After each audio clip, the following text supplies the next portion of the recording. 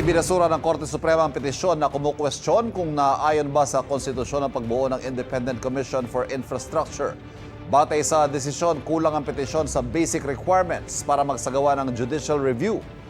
Nilabag din daw nito ang hierarchy of courts doctrine dahil direkta itong inihain sa Korte Suprema. Bagamat pinapayagan ito sa mga pambihirang kaso, walang binanggit ang mga petitioner na sapat na dahilan para hindi idaan sa mababang korte ang petisyon.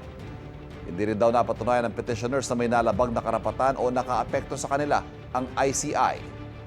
Sa isang mensahe naman sa GMA Integrated News, sinabi ni Palace Press Officer Undersecretary Claire Castro na ang pagbuo ng ICI ay pagpapakita ng Pangulo sa taong bayan na maganda kanyang hangarin sa pag-iimbestiga sa flood control projects.